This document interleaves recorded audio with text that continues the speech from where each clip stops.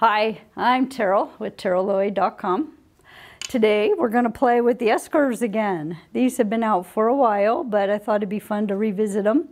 This is the 4-inch. We have a 3-inch S, a 2-inch S, and a 1-inch S. And I know many of you already have these, so let's play with them and see what else we can do.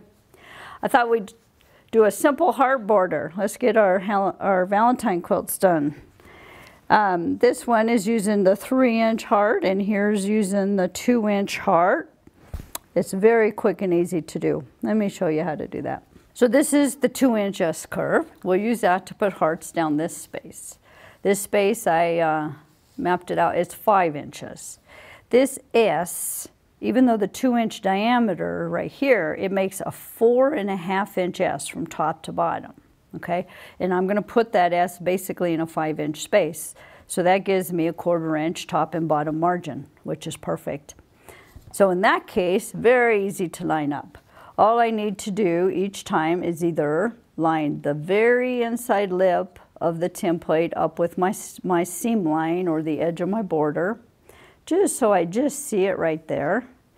Or, as you can see when I use the hopping foot demo tool, is I come and quilt around here. When I come to quilt, if I'm just about hitting the bottom line, I know I'm in about the right space. Okay, so it looks like maybe this might be a fraction bigger than 5, but that's okay.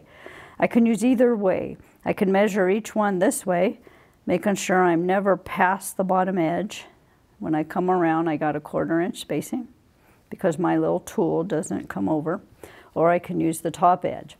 If I was in a bigger space, like this space right up above me is 7 inches. If I wanted to put the same size template in here and I wanted to quickly line it up, I would probably just chalk a center line. And in that case, I would use this center line edge and this edge and just line them up as I run down. But I don't have to chalk on this one because I'm going to use the top and the bottom edges. All right, so let's start. So I want my first one, probably to be just off the edge, or just hit the edge of the quilt. Okay, so I know I'm going to position it about there. So if my foot's about there, now and I'm going to go ahead and focus on the top this time, so I don't have to keep grabbing my little tool each time. So each heart I make, each half a heart, I want to see that stitching just barely. Okay, and I want to make sure she's straight. But I'm just going to eye straight. Okay, pull up my thread.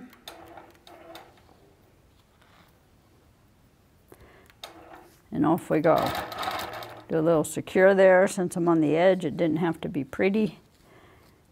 Line her up. And oops, I just totally goofed already. I need to start down here. It was lined up nicely, but I'm in the wrong place. That's okay. Unfortunately, that's kind of typical for me. All right, there's that little bit of thread. Lined up here, good to go.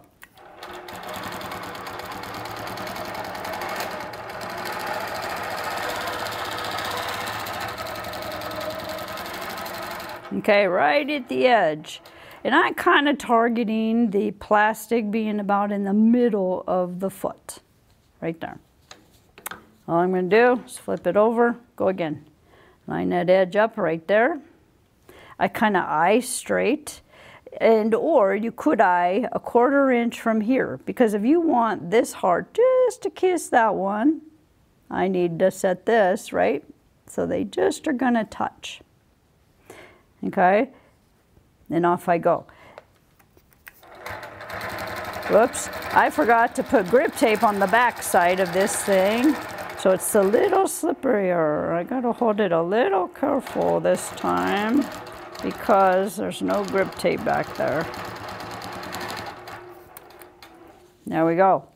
So I'll just throw one over back there for right now. So I'm gonna just keep running down the quilt doing these. And you can see this is an easy, fun one. All I'm going to do is line that up right there. Now, the same thing that we talked about down below, I want to make sure I'm just going to kiss that little point back there. And if you need to, you can use the hopping foot tool to help you. And I want to make sure I have at least 1/4 inch left over down here. So as you can see, there's several variables working here. The size of our space could slightly change, so you might have to come off your top edge a little bit. You could have slipped on the previous one, because maybe like me, you didn't put grip tape on the back. So you have to kind of improvise where you need to a little bit when all these variables come in. But that's all right. See, I think I'm good. As long as I know this is good and that's good, I'm going to take it.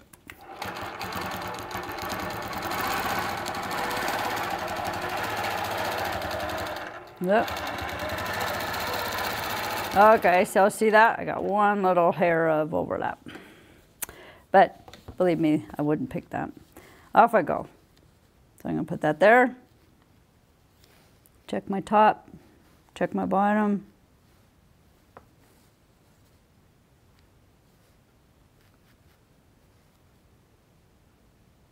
Okay, so in this case, see, I'm not holding this heart exactly straight, but I am getting this to kiss, and I'm centered between my space. So I'm going to go from here.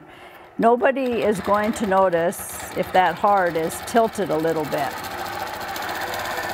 But if you're trying to get perfect kisses, they would notice that.